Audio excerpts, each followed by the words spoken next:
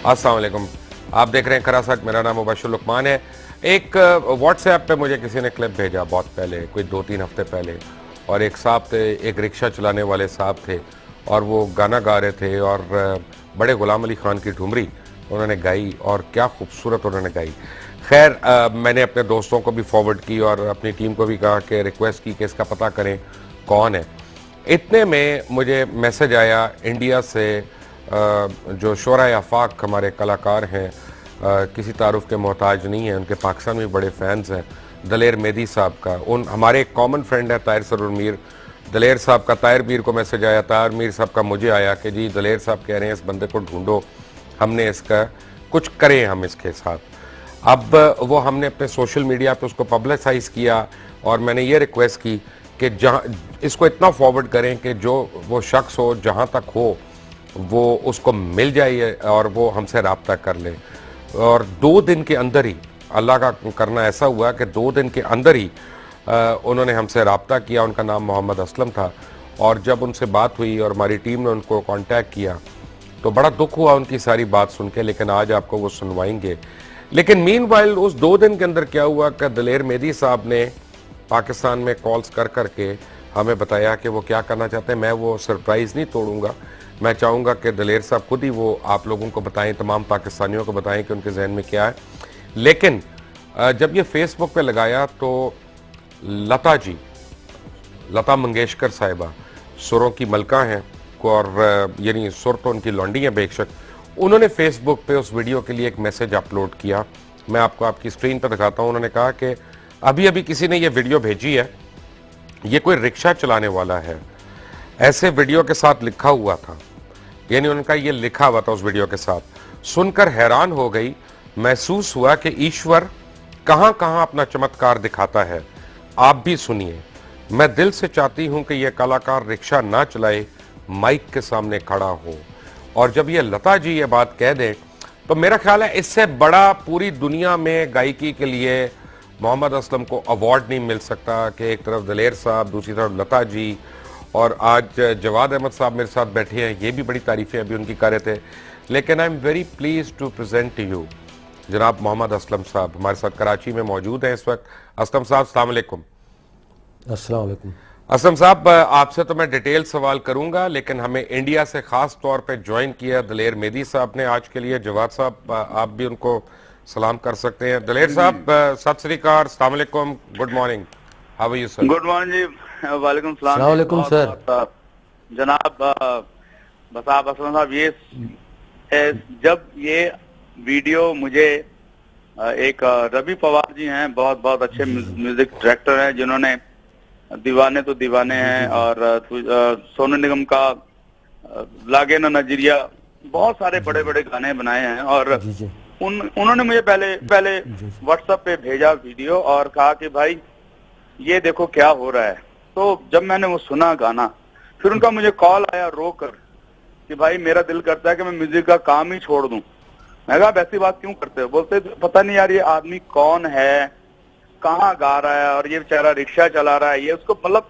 उसके बाद असलम साहब ये ध्यान रखे कि हिंदुस्तान के जितने भी सुरीले आर्टिस्ट हैं जो म्यूजिक को बहुत प्यार करते हैं, म्यूजिक को इबादत की तरह समझते हैं, वो सब ने जब आपका सबको जब वीडियो सब ने देखा तो तकरीबन सब आपके लिए रोए बहुत दिल से। और ऐसा कभी होता नहीं है कि ऐसा इतना डीप कोई जाए और सब रोए कि यार ये आदमी से ऐसा क्यों हो रहा है। और मैं अगर अपनी बात करूं, जब मैंने आपका गाना सुना, वो ठुमरी सुनी, और मैंने खान साहब के बाद पहली बार इतना कोई सुर में गाता हुआ इस ठुमरी को सुना। आज तक मैंने किसी को इतनी अच्छी तरह गाते नहीं सुना, जो आपने एक एक जगह इतनी कमाल से सुर में गाई। तब मैंने रवि पवार को फोन किया, मैंने कहा मैं तो बिल्कुल छोटा सा आर्टिस्ट हूँ, मेरे साथ तो ये ड्रॉबैक है कि मेरे को शौक बहुत था, लेकिन मेरे घर के हालात इस तरह के थे कि मैं सीख ही नहीं पाया। आप समझो कि सीखने, क्योंकि जो रब देता ना गाना, वो सीखने की जरूरत नहीं होती, वो फिर रब आप। हाँ, ये अल्लाह की देन है, ये अल्लाह की देन है, अल्लाह की बड़ी देन है। और एक मैं और बात जानता हूँ, मैं बचपन से ही जानता था कि रब ने सारे किस्मत दी है, किसी को कभी टाइम देता है चमकाने का, कभी किसी को कब देता है। तो आपका वक्त अब आया और मुझे लगता है कि आपके बहुत बहुत लोगों की आपकी दुआएं होंगी आपको जो इस वक्त ये काम हुआ है। आपकी बड़ी नवाजिश सर, आप इतने बड़े खुद माशाल्लाह आर्टिस्ट हैं। मेरे लिए तो इससे बड़ा ऑनर नहीं, मुझे सारी रात नींद ही नहीं आई, यकीन करिए आप कि यार मैं छोटा सा एक आदमी हूँ और ये इतने बड़े लोग मेरे लिए, तो ये खुदा का करिश्मा है, खुदा का, मैं तो इसको करिश्मा ही है, वही जात है जो करिश्मे करती, मैं तो किसी का भी नहीं। वाह वाह वाह वाह। जैसे ही वीडियो मैंने सुना, फिर मैंने सबको, हमारे इंडिया में जितने आर्टिस्ट हैं, मैंने सबको प्रॉमिस किया भाई कि जो भी हो ये बंदे का नाम लब के हटाऊंगा, एनू लबांगा किथे है, जिद्दा मर्जी लबा। फिर मैंने बहुत सारी कोशिशें की, तो सबसे अच्छी कोशिश फिर मेरी ये रही कि मेरे दोस्त हैं ताहिर सरवर मीर साहब, बहुत बहुत पुराने दोस्त हैं। फिर मैंने उनको व्हाट्सएप भेजा, मैं कहा पाजी ए बंदा लब्बो कौन है ते किथे है, क्योंकि वो हिंदुस्तान का वो जो ऑटो रिक्शा, नहीं ऑटो रिक्शा तो मुझे लग रहा था कि ये इंडिया का नहीं है, क्योंकि कुछ अलग लग रहा था। तो फिर मैंने कोशिश की, ताहिर भाई का फिर समझे कि एक दिन बाद पाजी कहते पाजी बंदा लब गया, मुबारक बहुत बहुत सानू बंदा लब गया जे। तो उसके बाद फिर शुक्रिया, मेहरबानी। मुझे इसके बाद खुशी हुई कि ये फिर लता जी के पास भी पहुंचा। सर मुझे इतनी खुशी है कि आप जैसे लोग और सुर की मुझे जब उन्होंने कहा ना दलेर साहब, मुझे जब पहली बार 4 दिन से उन्होंने कहा कि जनाब ये हम किस तरह ढूंढ सकते हैं, मैंने कहा हमसे मोहब्बत करने वाले बड़े लोग हैं, हम इसको अभी पोस्ट करते हैं और हर एक से रिक्वेस्ट करते हैं कि ढूंढे, और वो 24 घंटे के अंदर अंदर उनका पता चल गया।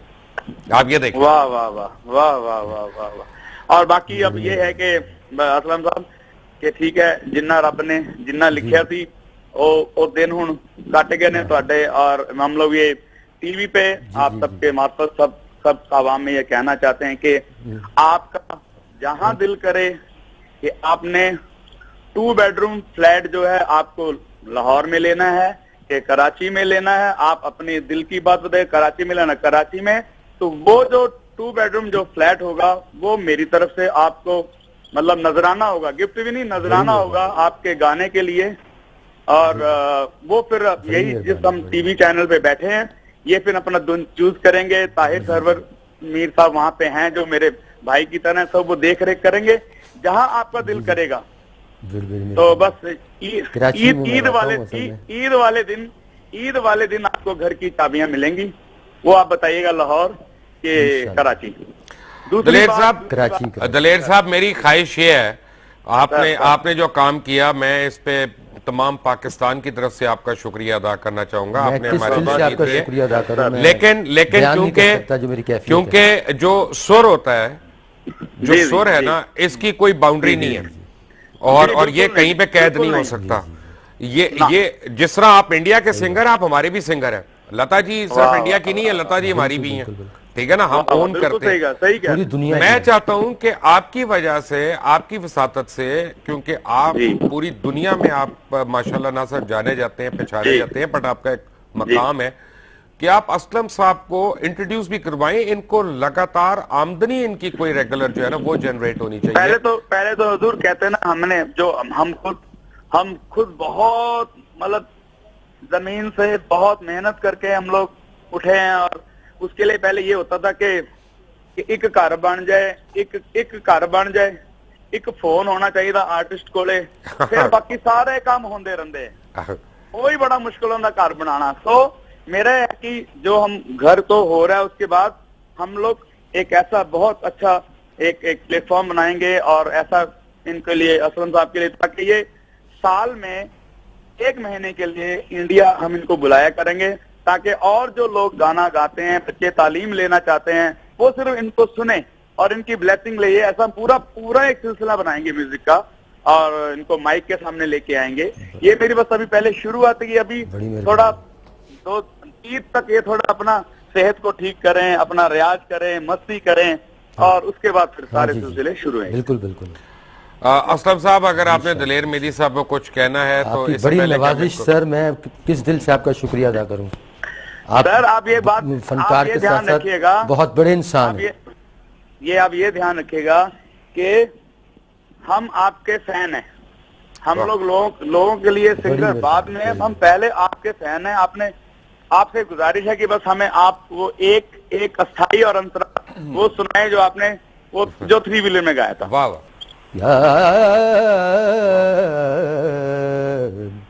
याद पिया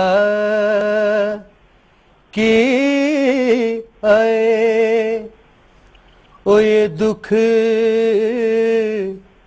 सहा न जाए, हाय राम याद पिया के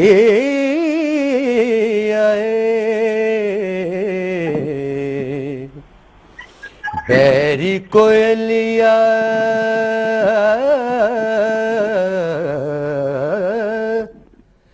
तिरछी नजरिया बैरी बैरी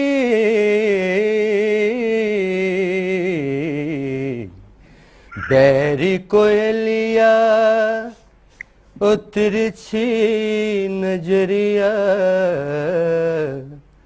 ओ मुझ बिरहन को सताए, है याद पिया की आए।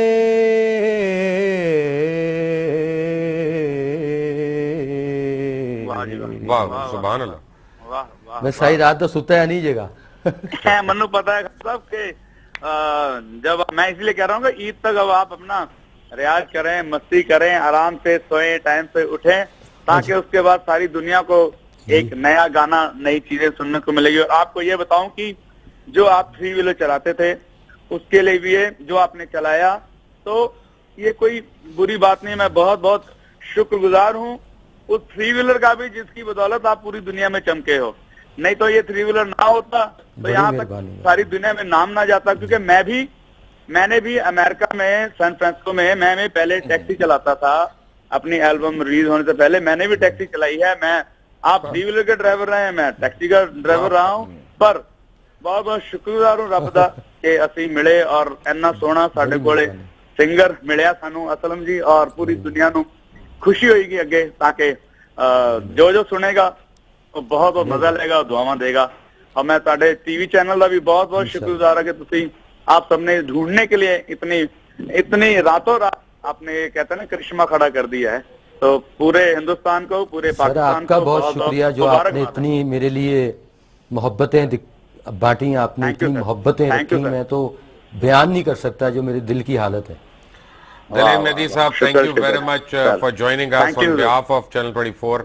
I take this opportunity to thank you. और यहाँ पे जितने तमाम लोग आए, जवाद साहब, सारे नु बहुत बहुत सलाम, सारे नु पूरे पाकिस्तान नु बहुत बहुत सलाम। मेहरबानी सर, मेहरबानी, वालेकुम सलाम and thank you for joining us. Thank you Daler Mehndi, अब इन्होंने हमें ज्वाइन किया था। मोहम्मद असलम और जवाद अहमद हमारे साथ ही हैं, लेकिन मोहम्मद असलम ने वो क्या गाया था, वो क्या वीडियो था जो रिक्शा के ऊपर उन्होंने गाया, एक नजर आपको वो वीडियो दिखाते हैं before we take a break. और वो देख के आपको ही पता चलेगा, जब ब्रेक से आएंगे तो फिर आपको तफसील से ये कहानी बताएंगे कि हुआ क्या, व्हाट हैपेंड। याद पिया की आए,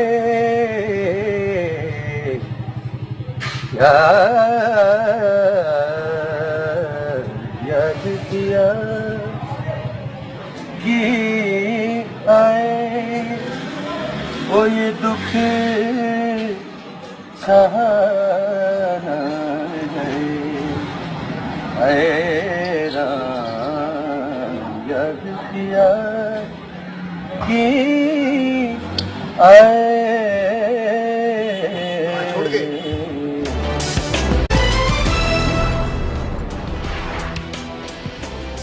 welcome back from the break. Lata Mangeshkar ने ये वीडियो जब देखी सोशल मीडिया के ऊपर तो उन्होंने कहा और उन्होंने ये मैसेज पोस्ट किया कि अभी अभी किसी ने ये वीडियो भेजी है, ये कोई रिक्शा चलाने वाला है।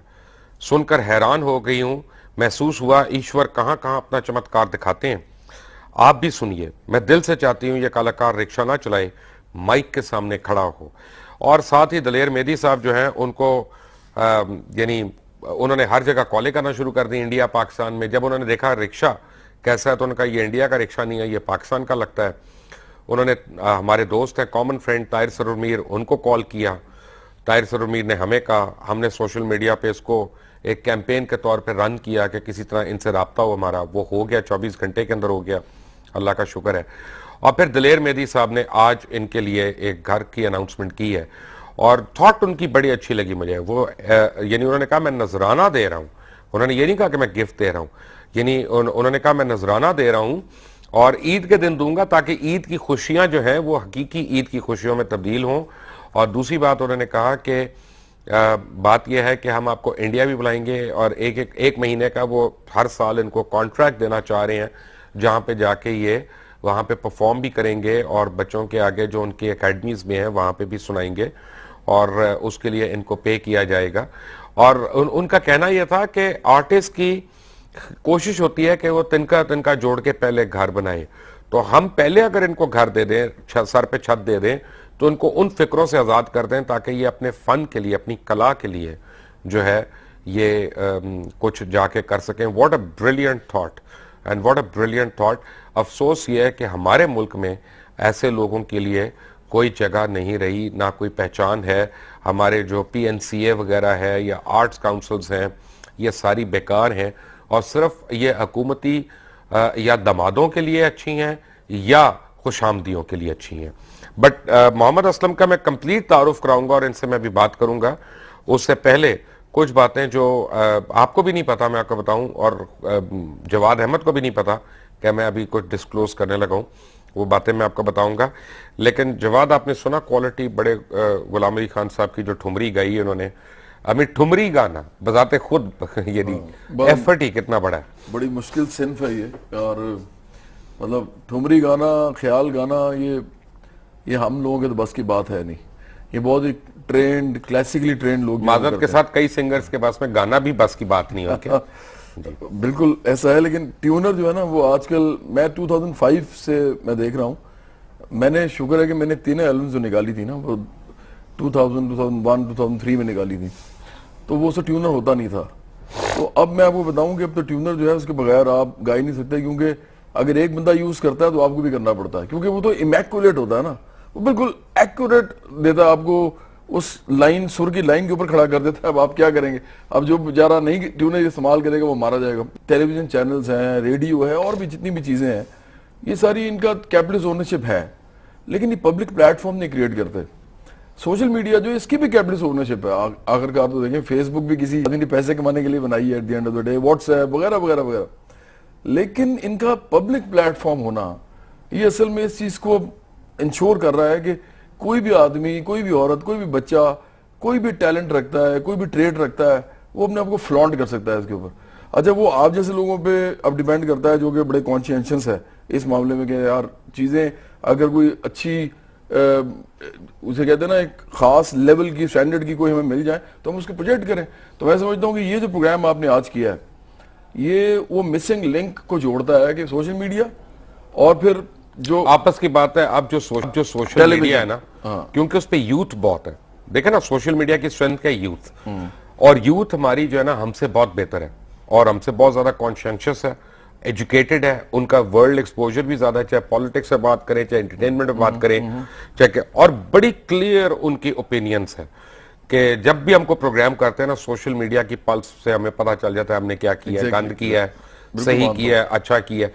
अब आने वाले दिनों में मुझे लग रहा है कि मेन स्ट्रीम मीडिया की वैल्यू नहीं रहनी है, सोशल मीडिया ही है जिसकी वैल्यू रहनी है। हाँ, आप ठीक कह रहे हैं, लेकिन मैं फिर भी कहूंगा कि देखें ये जो चीजें हैं ना, ये at the end of the day social media ये नहीं बता सकता कि सुर क्या होता है। वो आपको कोई इस तरह की देखें जवाब, सुर पता है क्या है, सुर ये है कि जो मैसेज को पसंद आ रहा है ना वो सुरीला है। नहीं, वो भी आप ठीक कह रहे हैं, लेकिन मैं आज आपको एक बात बताना चाहूंगा, और जो सुरीला होता है ना वो हर एक को आता है। मतलब तुफैल नियाज़ी कैसे पसंद नहीं आएगा, आपको पता हो कि क्या किया क्या नहीं मैं किया। बिल्कुल मानता हूँ, लेकिन अब देखिए ना, फर्ज करें कि कोई आदमी है या औरत है, उसको जो डिस्टिंक्शन करनी है ना, वो ये करनी है कि आर्ट को जब रैशनलाइज आप करते हैं ना इन टर्म्स ऑफ हम जिसको कहते हैं कि डायनामिक्स, तो उसके अंदर आपको आगे थोड़ा सा एजुकेट होना पड़ता है, करना पड़ता है।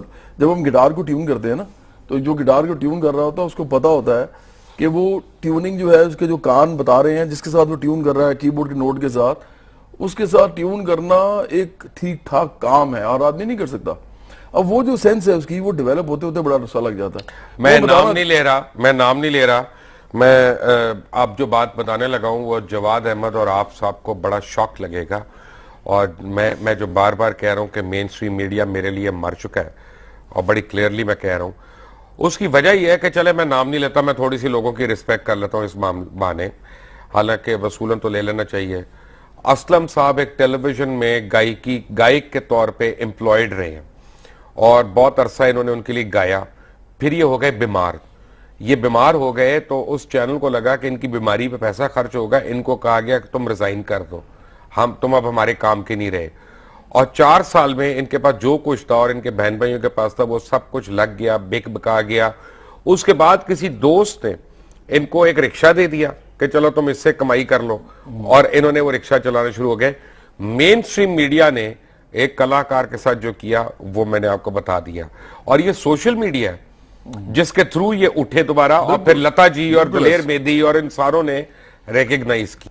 देखें सुर जो है ना, जब हम कहते हैं ना कि मुझे वो सिंगर अच्छा लगता है, मुझे ये सिंगर अच्छा लगता है, तो हम जब भी कह रहे होते हैं तो हम अपनी एस्थेटिकल एक ओपिनियन दे रहे होते हैं, मतलब एस्थेटिक्स के अंदर ही चीज आ जाती है कि मुझे ये अच्छा लगता है, वो अच्छा लगता है। जब हम कहते हैं कि सुरीला होना, तो वो एक्चुअली बहुत टेक्निकल बात है। उसका मतलब ये है कि आप 440 हर्ट्ज पे फर्ज करें आपने एक सुर जो है वो एफ मेजर जो है कॉर्ड का एफ लगा दिया, एफ नोट जो है अगर वो चल रहा ना ना ना, ये एफ है फर्ज करें। अब इसका जो है ना इतना मोटा फर्ज करें हम एम्पलीट्यूड कर देते हैं इस फ्रीक्वेंसी का, इसकी जो जीरो की लाइन है ना, जीरो की, वो असल सुर है। इसके नीचे जो ये आधा आधा है ना, ये इसके साथ ही एफ शार्प स्टार्ट हो जाता है, या एफ शार्प या ई और एफ जो है वो भी इतने इतने मोटे हैं फर्ज करें।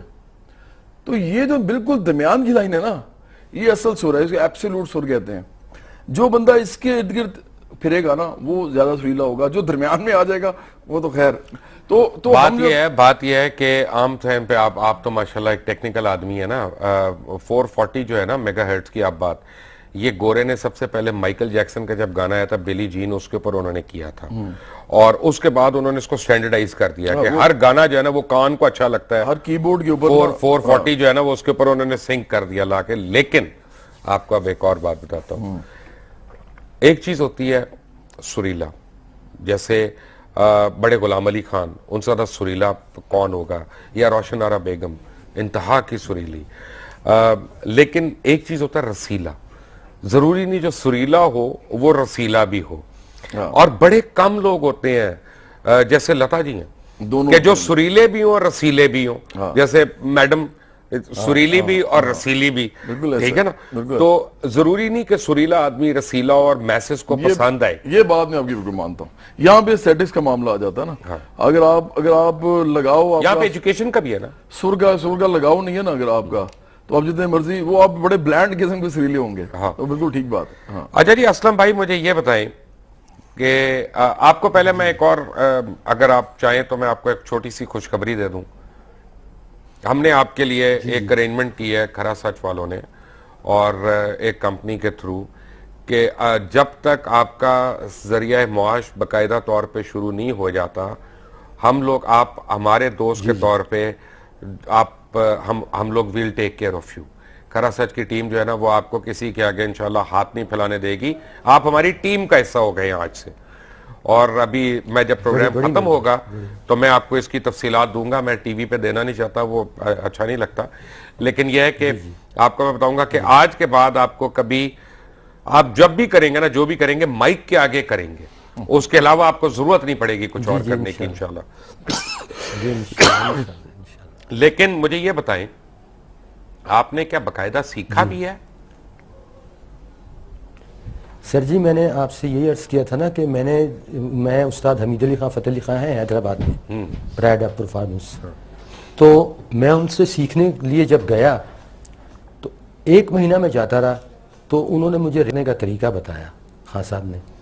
उसी दौरान मेरे वालिद साहब की डेथ हो गई, तो मैं बड़ा था, तो मेरे पे वो घर की जिम्मेदारियां और ये वो पढ़ना शुरू हो गई, तो फिर मुझे मतलब मौका ही नहीं मिला सीखने का और मतलब ये करने का कि वो टाइम ही नहीं मिल पाता था अपनी मजदूरियों से, अपने काम से, घर के चक्कर में।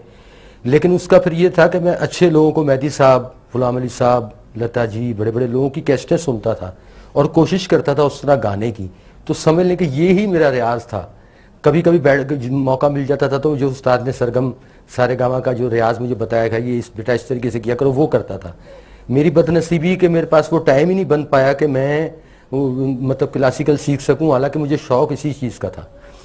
लेकिन मैं आज हैरान हूं कि परवरदिगार की ज़ात कितनी करम करने वाली है। मैं सोच भी नहीं सकता कि मुझ जैसा नाचीज़ आदमी, उसको इतनी अल्लाह इज्जत देगा। मैं इस काबिल नहीं कि उसका शुक्र अदा कर सकूं। वो परवरदिगार इतना बड़ा रब्बुल आलमीन है। आपको मैं कर्ज करूं कि बदकिस्मती है। एक तो होते हैं लोग बेसुरे होते हैं, हम लोग सारे जो है ना कनसुरे भी हैं, हमें अच्छा सुर पता ही नहीं चलता। ये हमारी बड़ी बदनसीबी है। और अच्छा सुनने के लिए और समझने के लिए भी अल्लाह ताला की कुदरत जो है ना वो चाहिए, अल्लाह ताला की मेहरबानी चाहिए। हर आदमी अच्छी चीज सुन के उसको एंजॉय भी नहीं कर सकता। अल्लाह का करम, गॉड गिफ्ट है मुझे, ये अल्लाह की तरफ से है। अच्छा, ये मुझे बताएं कि आप देखें, अब बड़े गुलाम अली खान की आपने ये ठुमरी गाई। अब एक तो ये कि ये आपको आइडिया किसने दिया कि सोशल मीडिया पे इसको अपलोड करो? नहीं, ये मुझे बिल्कुल यकीन करें आप, मुझे बिल्कुल नहीं पता।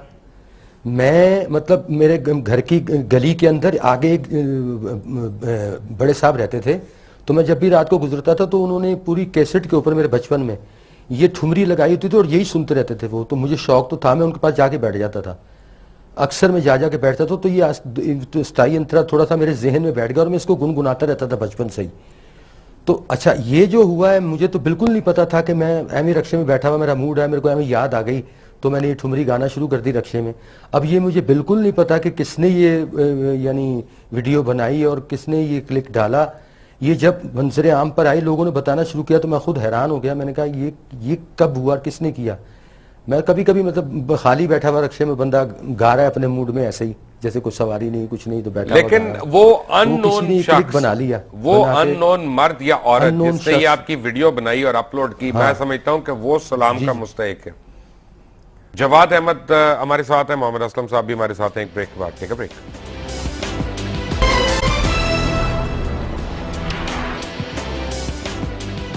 Welcome back from the break. Mohammad Aslam साहब, मुझे ये बताएं कि आप जो है इतने अरसे आपने यानी घर में आपने प्रैक्टिस की, अपनी खुद से आपने प्रैक्टिस की, लेकिन अब मैं एक आपको बड़ी हैरानी की बात बताता हूं कि आज यानी मुझे नहीं पता ये प्रोग्राम चलेगा कब, क्योंकि ये तो रिकॉर्ड हो रहा है, लेकिन आज जिस दिन हम रिकॉर्ड कर रहे हैं उस दिन अहमद रुश्दी की भी बरसी है। और अहमद रुश्दी साहब जो है, मैं उनको हमेशा जब कहता हूँ कि पाकिस्तान के किशोर कुमार, तो मीर साहब जो है ना वो कलाबाजी खा जाते हैं कहीं ना कहीं और मेरे से उस पे आर्गुमेंट भी करते हैं। पाकिस्तान के सबसे बड़े प्लेबैक सिंगर थे मेरे हिसाब से। जी जी, बल्कि मैं उनको और इंडिया में भी बहुत प्लेबैक सिंगरों से ऊपर समझता हूँ। इवन रफ़ी साहब से और मुकेश साहब तो खैर माजरत के साथ, तो गुलकारों से माजरत के साथ वो सुर में जरा कम थे और कम रहते थे सुर में, ये मानते नहीं है कोई भी। लेकिन हैविंग सेड दैट, अब आपको जब मौका मिलेगा तो आप अपना जॉनरा कौन को आप एक्सप्लोर करना चाहेंगे कि आप कौन सी चीज ज्यादा गाना चाहेंगे? ठुमरियां, काफी, सूफी कलाम, गीत, गजलें, गाने? कौन? सर मेरा शौक गजल का ज्यादा है। मेहदी साहब की गजलें मुझे बड़ा शौक है गाने का, गुलाम अली साहब की। अच्छा नहीं लगता आपको मैं कुछ रिक्वेस्ट करूं कि अगर हम कोई एक अस्थाई सुनाई किसी गजल की? तन्हा तन्हा मत सोचा कर, तन्हा तन्हा मत सोचा कर, मर जावेगा मर जावेगा, मत सोचा कर, तन्हा तन्हा मत सोचा कर। प्यार घड़ी भर का ही बहुत है, प्यार घड़ी भर का ही बहुत है प्यार, घड़ी भर का ही बहुत है, सच्चा झूठा मत सोचा कर सच्चा। अच्छा, यहाँ पे अब मैं आपको एक बात बताऊं कि एक बड़ा इंपॉर्टेंट कंपोनेंट है पाकिस्तान में जिसकी वैल्यू कम है। असलम साहब, आपको भी मैं मेरी बात अगर आप बुरा ना बनाए तो मैं एक बात कहूं, म्यूजिक प्रोड्यूसर्स जो हैं वो बहुत इंपॉर्टेंट रोल प्ले करते हैं। वो आपका जॉनरा डिफाइन करते हैं, आपकी स्ट्रेंथ्स डिफाइन करते हैं, आपकी वीकनेसेस को खत्म करते हैं और बताते नहीं ये नहीं ये गाना है और सर इस स्केल पे रहना है, इस सुर को पकड़ना है क्योंकि ये तुम्हारा ऑक्टेव ये बनता है, एक काले का सुर है, दो काले का है, व्हाटएवर, उस तरह से करना है। जब इनको वो पूरी टीम मिलती है तो फिर ये कितना को यानी फर्क पड़ेगा जवाब सर? देखिए, जब फिल्म इंडस्ट्री होती है, इंडस्ट्री जब क्रिएट होती है और वो फ्लरिश कर रही होती है तो उसके अंदर ये कंपोनेंट्स खुद ब खुद इन प्लेस हो जाते हैं। जैसे इंडियन फिल्म इंडस्ट्री थी, पाकिस्तान फिल्म इंडस्ट्री थी, तो उसके अंदर एक कंपोजर होता था, एक अरेंजर होता था, उस म्यूजिक डायरेक्टर भी अरेंजर्स को बिठाते थे साथ। लोगों को नहीं पता, कई म्यूजिक डायरेक्टर्स ऐसे लक्ष्मीकांत प्यारेलाल, हाँ जी, शंकर जयकिशन, जतिन ललित, हाँ जी, ये सारे एक अरेंजर एक कंपोजर। हाँ जी, और तो इसी तरह नहीं, कई दफा तो अब जैसे बाबा चिश्ती थे या जो थे जो खुर्शीद अनवर साहब थे, ख्वाजा साहब, तो वो तो माचिस की डब्बियों पे ख्वाजा खुर्शीद साहब करते थे। लेकिन एक्चुअली अगर आपने अरेंजमेंट देखनी है तो निसार बज़मी साहब की, सुहेल राना साहब डिफरेंट आदमी थे और कंपोजिशन से माजद के साथ मास्टर अब्दुल्ला जैसा मैंने कम ही देखा, इसमें भी कोई शक नहीं। लेकिन मैं ये कह रहा हूँ कि कंपोजिशन, अरेंजमेंट और उसके बाद लिरिक्स, फिर सिंगर का इंतखाब करना कि इस तरह की ट्यून जो मैंने बनाई है उसके लिए कौन सा सिंगर मौजूद होगा, इस तरह इंडस्ट्री बनती है। अब ये देखें, हम लोग तो एक वो ना स्प्राउट कर गए, खुद रो पौधे थे सारे, जिसका जो दिल किया कर दिया, अच्छा मीडिया मिल गया, पीटीवी था,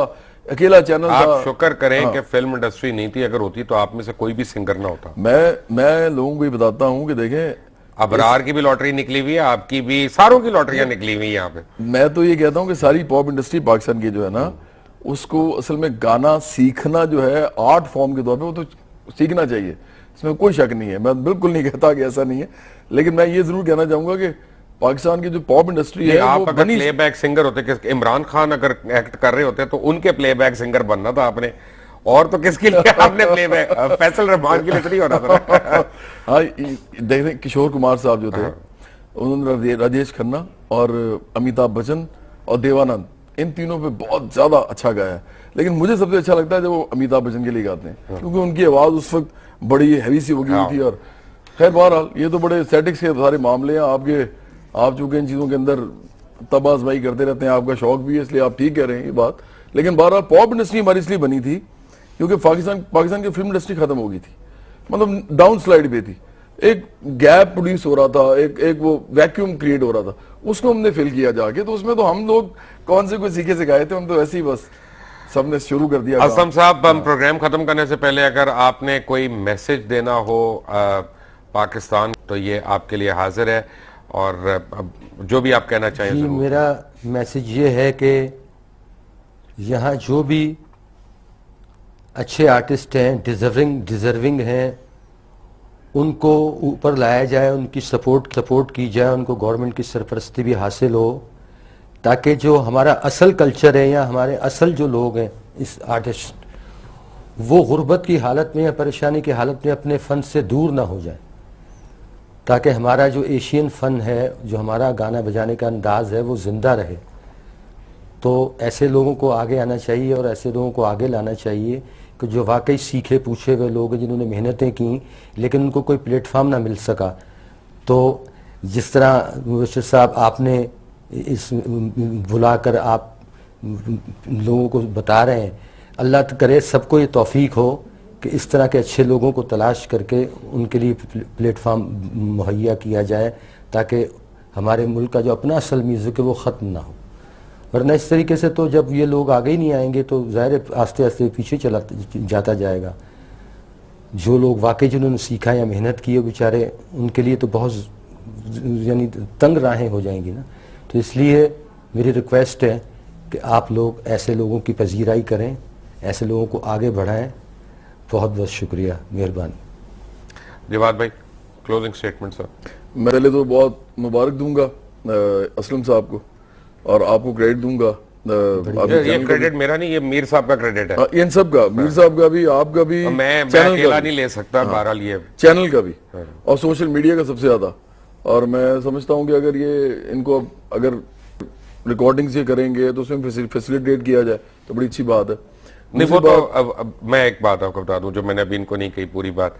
इनका पूरा एल्बम जो है वो खरा सच की टीम जो है उसको वो प्रोड्यूस कर रही है। चलिए, तो बड़ी जबरदस्त बात है। हाँ। मेरा ख्याल है कि इसी पे मेरा क्लोजिंग जो नोट है वो यही है कि पाकिस्तान के अंदर बहुत इनजस्टिस है, सबको पता है। हम कोई छिपाते क्यों, और आप तो बोलते भी रहते हैं। तो इनजस्टिस जो है वो हर किस्म का है। तो पाकिस्तान के अंदर वो लोग जो कि जिंदगी में कुछ करना चाहते हैं, उनके लिए फिर ऑफ कोर्स एक पॉलिटिकल सिस्टम जब तक उनके लिए फेवरेबल नहीं होगा वो नहीं कर सकेंगे। लेकिन मेरी दुआ है कि चलें इस तरह के लोग कम से कम, सारे नहीं तो कोई ना कोई उठा के उसको लोगों तक पहुंचाया जाए, तो एक नमूना बनता है। वो लोगों को पता लगता है कि यार आम लोग जो हैं बहुत सलाहियतों वाले हैं, सिर्फ मसला ये है कि ये सिस्टम ऐसा है कि अपॉर्चुनिटी नहीं देता, लोगों को मौका नहीं देता। जवाद अहमद आपका, मोहम्मद असलम साहब आपका, दलेर मेरी साहब आप, और खास तौर लता जी आपका बहुत बहुत शुक्रिया, क्योंकि लता जी को हम इस प्रोग्राम में करना था, इंक्लूड करना था, बट उनकी रिकॉर्डिंग की जो मसरूफियात हैं उनकी बिना पे वो नहीं आ सकें। But best wishes for Mohammad Aslam साहब। मैंने एक बात कहनी है चलते चलते कि मोहम्मद असलम अगर नहीं पहचाने गए, या ऐसे 10,000 और लोग होंगे जो हुनरमंद होंगे, कलाकार होंगे, कोई साजिंदा होगा, कोई साज बजाने वाला होगा, कोई गाने वाला होगा, तो इसमें बहुत बड़ा कसूर आप लोगों का है। और मैं खुलेआम कह रहा हूं कि पाकिस्तानी कौम को जो चोरी करने की आदत पड़ गई है, अगर वो आदत ना होती तो इन लोगों को रिक्शे चलाने की ज़रूरत ना होती। ये पूरी कौम के मुंह पे थप्पड़ है कि मेहदी हसन साहब जो हैं वो जब वफ़ात उन्होंने पाई तो उनको मदद की ज़रूरत थी। अगर उनको उनके गानों की सही रॉयल्टी मिलती रहती तो पता नहीं कितने करोड़ उनके अकाउंट्स में होते। जब आप पायरेसी को एनकरेज करते हैं, जब आप चोरी की टेपें सुनते हैं, जब हमारे तमाम FM चैनल्स बशमूल सारे बेशर्मी से और बेहयाई से कॉपीराइट वायलेशन करते हैं और गाने लोगों के चलाते हैं डटाई से, और उनको उनके हुनर के पैसे नहीं देते, तो आर्टिस्ट भी मरता है और हुनरमंद भी मरता है, और वो फाका करने पे ही मजबूर होता है या वो ईंटें उठाने पे मजबूर होता है। मैं आपको बताऊं कि आजकल इस मुल्क में किसी आर्टिस्ट की कमाई सिर्फ एक चीज़ है, और वो है कि उसको शो मिलते रहें, और कोई स्पॉन्सर्ड शो उसको मिल जाए, उस पर जाके वो कमा ले। उसमें उसने अपने प्रमोटर को भी देना है, अपने साजिंदों को भी देना है, खुद भी खाना है, अपना घर भी चलाना है, बच्चों को भी पालना है। और कितने शोज हो रहे हैं दहशतगर्दी की वजह से, वो हम सबको पता है, क्योंकि एल्बम की सेल हो ही नहीं सकती जितनी चोरी हम लोग मिलकर कर रहे हैं इस मुल्क में। अगर वाकई आप अपने मुल्क में हुनरमंदों को सपोर्ट करना चाहते हैं, say no to piracy, say no to theft. अल्लाह हाफिज।